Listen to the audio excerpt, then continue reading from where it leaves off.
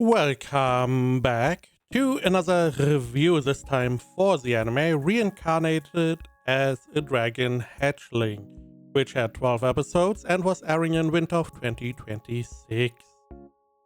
Synopsis on any list.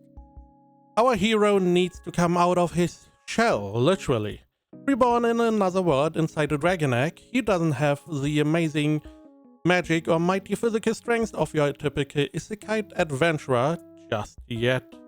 You will need to break free and grow from a weak hatchling and into a fearsome beast if he wants to escape the deep dark forest unscathed. What battles and adventures await him in this unique take on the isekai phenomenon. So we have an isekai standard. We are isekai as a monster, as was stated, which is not that rare, but it's a little bit of a novel idea. And we are not instantly overpowered, which I do enjoy. Now, it is very hard to gauge the power level, because in the show, we level, and whenever we reach our max level, we can decide in what type we want to evolve. We have different evolving trees, essentially, and we can go down a different path depending on what we want to do. And then we go back to level 1. Then we have to level up again and rinse and repeat. So it's very hard to gauge how strong we are, really, because it's very obfuscated. We do see a couple stats, and we also have a ranking system from, I believe, F to maybe A. And it's very opaque. It doesn't help that the anime at some point just stops giving you information about our main character. We don't really see too much comparison with some of the later enemies, which is a little bit weird, because it's very hard to find out, are we stronger, are we not stronger? The same with the level up system. Whenever we evolve, our level goes back to 1. The question is, are we at level 1 evolved stronger than max level previous evolution?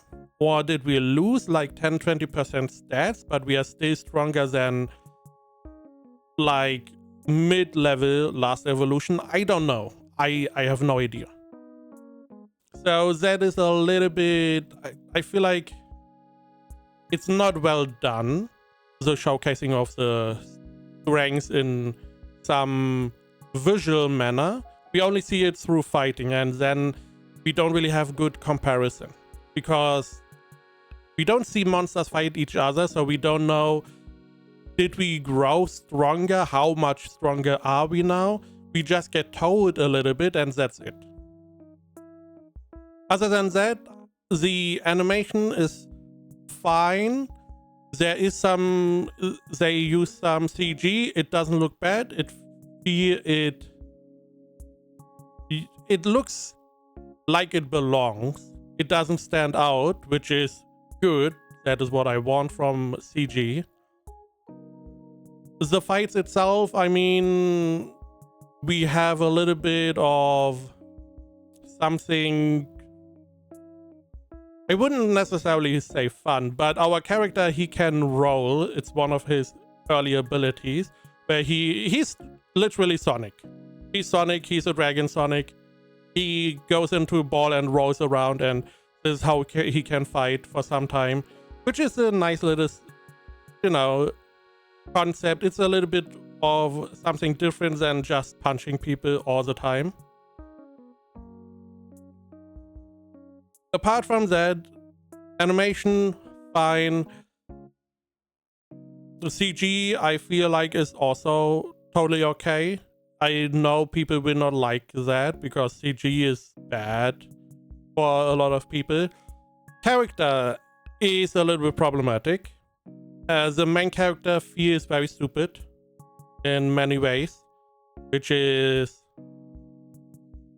very sad, because at one point our character comes across humans because he wants to He is isekai. He is a monster. He wants to go back to humans because he sees himself as a human, understandably.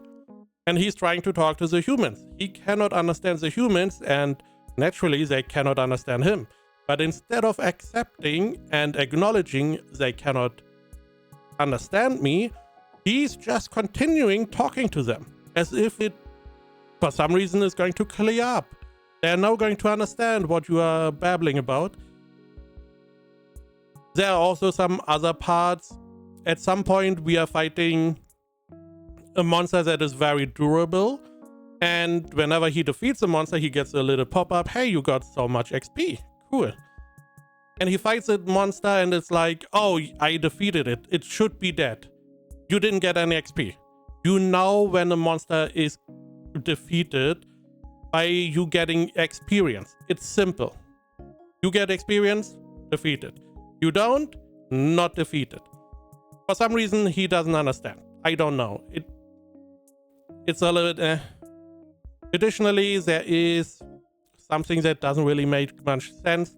Because he wants to be human, he does some pottery. This is the part that is a little bit weird. He does some pottery, but he's like a dragon. He doesn't have hands, he has claws.